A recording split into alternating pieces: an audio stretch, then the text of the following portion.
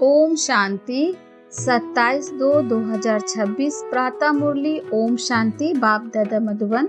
मीठे बच्चे, हाजी बाबा, तुम इस कब्रिस्तान को परस्तान बना रहे हो, इसीलिए तुम्हारा इस पुरानी दुनिया कब्रिस्तान से पूरा पूरा वैराग्य चाहिए। प्रश्न है, बेहद का बाप अपने रूहानी बच्चों का वंडरफुल सर्वेंट है, कैसे? उत्तर है, बाबा कहते, बच्चे, मैं तुम्हारा धोबी हूँ। तुम बच्चों के तो क्या सारी दुनिया के छीछी गंदे वस्त्र सेकंड में साफ कर देता हूँ। आत्मा रूपी वस्त्र स्वच्छ बनने से शरीर भी शुद्ध मिलता है। ऐसा वंडरफुल सर्वेंट है जो मन मना भवा के छू मंत्र से सबको सेकंड में साफ कर देता है। ओम शांति। ओम शांति का अर्थ बच्चों को बाप ने समझाया है। अहम आत्मा का स्वधर्म है शांत। शांति धाम जाने के लिए कोई पुरुषार्थ नहीं करना पड़ता है। आत्मा स्वयं शांत स्वरूप शांति धाम में रहने वाली है। हाँ, थोड़ा समय शांत रह सकती है। आत्मा कहती है, मैं कर्मेंद्रियों के बोझ से थक गई हूँ, मैं अपने स्वधर्म में टिक जाती हूँ, शरीर से अलग हो जाती हूँ, परंतु कर्म तो करना ही है। शांति में कहाँ तक बैठे रहेंगे? आत्मा कहती है, हम शांति देश के रहवासी हैं। सिर्फ यहाँ शरीर में आने से मैं टॉकिक बना हूँ। अहम आत्मा अविनाशी, ममम शरीर है विनाशी। आत्मा पावन और पतित बनती है। सतयुग में 5 तत्व भी सतो प्रधान होते हैं, यहाँ 5 तत्व भी तमो प्रधान है।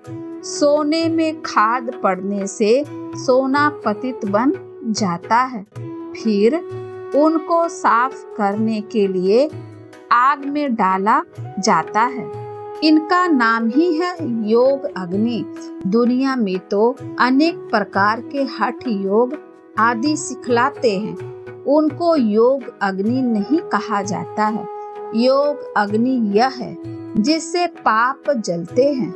आत्मा को पतित से पावन बनाने वाला परमात्मा है। बुलाते हैं, हे पतित पावन आओ। ड्रामा प्लेन अनुसार सबको पतित तमो प्रधान बनना ही है। यह झाड़ है, इनका बीज रूप ऊपर में है। बाप को जब बुलाते हैं, बुद्धि ऊपर चली जाती है, जिससे तुम वर्षा ले रही हो जो अब नीचे आया हुआ है। कहते हैं, मुझे आना पड़ता है। मनुष्य सृष्टि का जो झाड़ है, अनेक वैरायटी धर्मों का, वह अब तमो प्रधान पतित है, जड़ जड़ी भूत अवस्था को पाया हुआ है। बाप बैठ बच्चों को समझाते हैं, सतयुग में देवताएं, कलयुग में है असुर। बाकी असुर और देवताओं की लड़ाई लगी नहीं है। तुम इन आसुरी 5 विकारों पर योग बल से जीत पाते हो। बाकी कोई हिंसक लड़ाई की बात नहीं।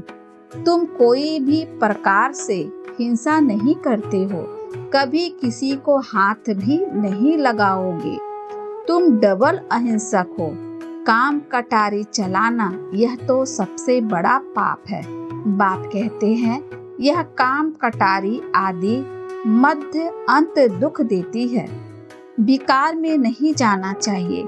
देवताओं के आगे महिमा गाते हैं ना आप सर्वगुण संपन्न। आत्मा कहती है, हम पतित बने हैं, तब तो बुलाते हैं, हे पतित पावन आओ। जब पावन है तब तो कोई को बुलाते ही नहीं, उनको कहा जाता है। यहाँ तो साधु संत आदि कितनी धूम लगाते हैं, हे पतित पावन सीताराम। बाप कहते हैं, इस समय सारी दुनिया पतित है, इसमें भी किसी का दोष नहीं है, यह ड्रामा बना बनाया है।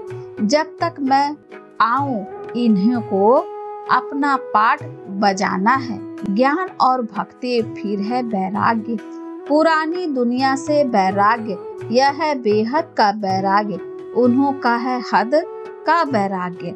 तुम जानते हो यह पुरानी दुनिया अब खत्म होनी है। नया घर बनाते हैं तो पुराने घर से वैराग्य हो जाता है ना। बेहद का बाप कहते हैं अभी तुमको स्वर्ग रूपी घर बनाकर देता हूँ।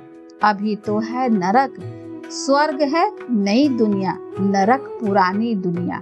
अभी पुरानी दुनिया में रह हम नई दुनिया बना रहे हैं। पुराने कब्रिस्तान पर हम परिस्तान बनाएंगे। यही जमुना का कंठा होगा, इस पर महल बनेंगे। यही दिल्ली जमुना नदी आदि होगी। बाकी यह जो दिखाते हैं पांडवों के किले थे, यह सब है दंत कथाएं। ड्रामा प्लेन अनुसार जरूर फिर यह बनेंगे। जैसे तुम यज्ञ तप दान आदि करते आए हो, फिर भी करना होगा। पहले तुम शिव की भक्ति करते हो, फर्स्ट क्लास मंदिर बनाते हो, उसको व्यभिचारी भक्ति कहा जाता है। अभी तुम ज्ञान मार्ग में हो, यह है अभिचारी ज्ञान। एक ही शिव बाबा से तुम सुनते हो, जिसकी पहले पहले तुमने भक्ति शुरू की। उस समय और कोई धर्म होते नहीं, तुम ही होते हो। तुम बहुत सुखी रहते हो। देवता धर्म बहुत सुख देने वाला है। नाम लेने से मुख मीठा हो जाता है। तो तुम एक बाप से ही ज्ञान सुनते हो। बाप कहते और कोई से ना सुनो, यह है तुम्हारा अविचारी ज्ञान। बेहद के बाप से तुम बने हो, यह है तुम्हारा अविचारी ज्ञान। बेहद के बाप के तुम बने हो। बाप से ही वर्षा मिलेगा नंबरवार पुरुषार्थ अनुसार। बाप भी थोड़े समय के लिए साकार में आया हुआ है। कहते हैं मुझे ही तुम बच्चों को ज्ञान देना है। मेरा स्थायी शरीर है नहीं, मैं इसमें प्रवेश करता हूँ। शिव जयंती से फिर झट गीता जयंती हो जाती है, उससे ही ज्ञान शुरू कर देता हूँ, प्रवेश करता हूँ। शिव जयंती से फिर झट गीता जयंती हो जाती है, उनसे ही ज्ञान शुरू कर देते हैं। यह रूहानी विद्या तुमको सुप्रीम रूह ही दे रहे हैं। पानी की बात नहीं, पानी को थोड़े ही ज्ञान कहेंगे। पतित से पावन ज्ञान से बनेंगे, पानी से थोड़े ही पावन बनेंगे। नदियाँ तो सारी दुनिया में है ही, यह तो ज्ञान सागर बाप आते हैं, इसमें प्रवेश कर नॉलेज सुनाते हैं। यहाँ जब कोई मरते हैं तो मुख में गंगा का जल डालते हैं, समझते हैं यह जल है पति से पावन बनाने वाला, तो स्वर्ग में चला जाएगा। यहाँ भी गौमुख पर जाते हैं। वास्तव में गौमुख तुम चैतन्य हो। तुम्हारे मुख से ज्ञान अमृत निकलता है। गौ से दूध मिलता है, पानी की तो बात नहीं। यह अभी तुमको पता पड़ा है। तुम जानते हो ड्रामा में जो एक बार हो गया है वह फिर 5000 वर्ष के बाद होगा। वो बहुत रिपीटेड। यह बाप बैठ समझाते हैं, जो सभी का सदगति दाता है। अभी तो सब दुर्गति में पड़े हैं। आगे तुम नहीं जानते थे कि रावण को क्यों जलाते हैं। अभी तुम समझते हो बेहद का दशहरा होना है। सारी सृष्टि पर रावण राज्य है ना। यह सारी जो पृथ्वी है वह लंका है। रावण कोई हद में नहीं रहता। रावण का राज्य सारी सृष्टि में है। भक्ति भी आधा कल्प चलती है। पहले होती है अविचारी भक्ति, फिर व्यभिचारी भक्ति शुरू होती है। दशहरा, रक्षाबंधन आदि सब अभी के त्योहार हैं। शिव जयंती के बाद होती है श्री कृष्ण जयंती। अभी कृष्णपुरी स्थापन होती है। आज कंसपुरी में है, कल कृष्णपुरी में होंगे। श्री कृष्ण थोड़े ही यहाँ हो सकता। श्री कृष्ण जन्म लेते ही है सतयुग में। वह है फर्स्ट प्रिंस। स्कूल में पढ़ने जाते हैं। जब बड़ा होता है तब गद्दी का मालिक बनता है। बाकी यह रास लीला आदि वह तो आपस में खुशी मनाते होंगे। बाकी श्री कृष्ण किसी को बैठ ज्ञान सुनाए यह हो कैसे सकता। सारी महिमा एक शिव बाबा की है जो पतितों को पावन बनाते हैं। तुम कोई बड़े ऑफिसर को समझाओ तो कहेंगे आप राइट कहती हो, परंतु वह और किसी को सुना न सके। उनकी बात कोई सुनेगा नहीं। बीके बना और सब कहेंगे इनको तो जादू लग गया है। बीके का नाम सुना बस समझते हैं यह जादू करती होगी। थोड़ा किसी को ज्ञान दे दो तो कह देते यह बीके जादू लगाती है। बस यह तो सिवाय अपने दादा के और किसी को मानती नहीं। भक्ति आदि कुछ नहीं करती। बाबा तो कहते हैं किसी को मना नहीं करना है कि भक्ति ना करो, आप ही छूट जाएगी। तुम भक्ति छोड़ते हो, विकार छोड़ते हो, इस पर ही हंगामा होता है। बाप ने कहा है मैं रुद्र ज्ञान यज्ञ रचता हूँ। इसमें आसुरी संप्रदाय के विधन पड़ते हैं। यह है शिव बाबा का बेहद का यज्ञ जिसमें मनुष्य देवता बनते हैं। गाया हुआ भी है ज्ञान यज्ञ से विनाश ज्वाला प्रज्वलित हुई। जब पुरानी दुनिया विनाश हो तब तो तुम नई दुनिया में राज्य करोगे। मनुष्य कहेंगे हम कहते हैं शांति हो और यह बीके कहती है विनाश हो। बाप समझाते हैं यह सारी पुरानी दुनिया इस ज्ञान यज्ञ में स्वाहा हो जाएगी। इस पुरानी दुनिया को आग लगनी है। नेचुरल कैलेमिटीज भी आएगी, विनाश तो होना ही है। सरसों मुआफिक सब मनुष्य पीस कर खत्म हो जाएंगे, बाकी आत्माएं बच जाएगी। यह तो कोई भी समझ सकते हैं। आत्मा अविनाशी है। अभी यह बेहद की होलिका होनी है जिसमें शरीर सब खत्म हो जाएंगे, बाकी आत्माएं पवित्र बन चली जाएगी। आग में चीज शुद्ध होती है ना, हवन करते हैं शुद्धता के लिए। वह सब है जिस्मानी बातें। अभी तो सारी दुनिया स्वाहा होनी है। विनाश के पहले जरूर स्थापना हो जानी चाहिए। किसी को भी समझाओ तो पहले बोलो स्थापना फिर विनाश। ब्रह्मा द्वारा स्थापना, प्रजापिता तो मैसूर है ना, आदि देव और आदि देवी। जगत अम्बा के भी लाखों मंदिर है, कितने मेले लगते हैं। तुम हो जगत अम्बा के बच्चे, ज्ञान ज्ञानेश्वरी, फिर बनेंगे राज राजेश्वरी। तुम बहुत धनवान बनते हो, फिर भक्ति मार्ग में लक्ष्मी से दीपमाला पर विनाशी धन मांगते हैं। यहाँ तो सब कुछ मिल जाता है। आश्चर्यवंती आयुष्मान भवा पुत्रवान भवा। तुम जानते हो हमारी आयु 150 वर्ष की रहती है। बाप कहते हैं जितना योग लगाओगे उतना आयु बढ़ती रहेगी। तुम ईश्वर से योग लगाकर योगेश्वर बनते हो। मनुष्य तो है भोगेश्वर, कहा भी जाता है बिकारी मूत पतीली कपड़ धोए। बाप कहते हैं मुझे धोबी भी कहते हैं। मैं सब आत्माओं को आकर साफ करता हूँ, फिर शरीर भी नया शुद्ध मिलेगा। बाप कहते हैं मैं सेकंड में सारी दुनिया के कपड़े साफ कर लेता हूँ। सिर्फ मन मना भवा होने से आत्मा और शरीर पवित्र बन जाएंगे। छू मंतर है ना, सेकंड में जीवन मुक्ति, कितना सहज उपाय है।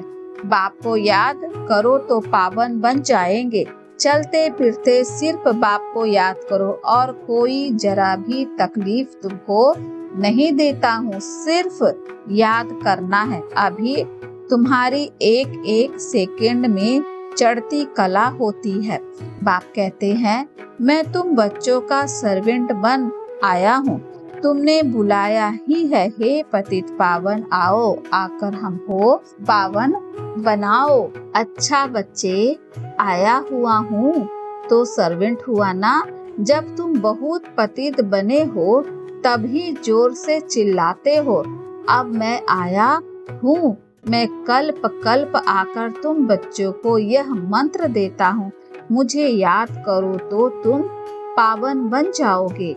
मन मना भवा का अर्थ भी है मन मना भवा मध्याजी भवा, अर्थात बाप को याद करो तो विष्णुपुरी के मालिक बनेंगे। तुम आए ही हो विष्णुपुरी का राज्य लेने। रावणपुरी के बाद है विष्णुपुरी, कंसपुरी के बाद कृष्णपुरी। कितना सहज समझाया जाता है। बाप कहते हैं इस पुरानी दुनिया से ममत मिटा दो। अभी हमने 84 जन्म पूरे किए हैं, यह पुराना चोला छोड़कर हम जाएंगे नई दुनिया में। याद से ही तुम्हारे पाप कटते जाएंगे। इतनी हिम्मत करनी चाहिए। वह तो ब्रह्मा को याद करते हैं, समझते हैं ब्रह्मा में लीन हो जाएंगे, परंतु ब्रह्मा तो है रहने का स्थान। वह तो ब्रह्म को याद करते हैं, समझते हैं ब्रह्म में लीन हो जाएंगे, परंतु ब्रह्म तो है रहने का स्थान। वे लोग तपस्या में बैठ जाते हैं, बस हम ब्रह्म में जाकर लीन हो जाएंगे, परंतु वापिस तो कोई जा नहीं सकते। ब्रह्म से योग लगाने से पावन तो बनेंगे नहीं, एक भी जा ना सके, पुनः जन्म तो लेना ही है। बाप आकर सच बतलाते हैं, सचखंड सच्चा बाबा स्थापन करते हैं। रावण आकर झूठ खंड बनाते हैं। अभी यह संगम युग, इसमें तुम उत्तम से उत्तम बनते हो, इसीलिए इनको पुरुषोत्तम कहा जाता है। तुम कौड़ी से हीरे जैसा बनते हो, यह बेहद की बात। उत्तम से उत्तम मनुष्य है। देवताएं तो अभी पुरुषोत्तम संगम युग पर तुम बैठे हो। तुमको पुरुषोत्तम बनाने वाला है ऊंचते ऊंच बाप, ऊंचते ऊंच स्वर का वर्षा तुमको देते हैं। फिर यह तुम भूलते क्यों हो? बाप कहते हैं मुझे याद करो। बच्चे कहते हैं बाबा कृपा करो तो हम भूले नहीं। यह कैसे हो सकता है? बाबा के डायरेक्शन पर चलना है ना। बाप कहते हैं मुझे याद करो तो तुम पति से पावन बन जाओगे। राय पर चलो ना, बाकी आशीर्वाद क्या करो। अच्छा मीठे मीठे सिखलद्दे बच्चों प्रति माता पिता बाप दादा का याद प्यार और गुड मॉर्निंग। रूहानी बाप की रूहानी बच्चों को नमस्ते। हम बच्चों की ओर से भी बाप दादा को याद प्यार और नमस्ते बाबा। शुक्रिया बाबा शुक्रिया। धारणा के लिए मुख्य सार है पहला, बाप के हर डायरेक्शन पर चलकर स्वयं को कौड़ी से हीरे जैसा बनाना है। एक बाप की याद में रह स्वयं के वस्त्रों को स्वच्छ बनाना है। दूसरा, अब नए घर में चलना है, इसीलिए इस पुराने घर से बेहद का वैराग्य रखना है। नशा रहे कि इस पुराने कब्रिस्तान पर हम परिस्तान बनाएंगे। वरदान है रहम की दृष्टि द्वारा घृणा दृष्टि को समाप्त करने वाले नॉलेजफुल भवा। जो बच्चे एक दो के संस्कारों को जानकर संस्कार परिवर्तन की लगन में रहते हैं, कभी यह नहीं सोचते कि यह तो है ही ऐसे, उन्हें कहेंगे नॉलेजफुल। वे स्वयं को देखते और निर्विघ्न रहते हैं। उनके संस्कार बाप के समान रहमदिल के होते हैं। रहम की दृष्टि घृणा दृष्टि को समाप्त कर देती है। ऐसे रहमदिल बच्चे कभी आपस में खींच नहीं करते।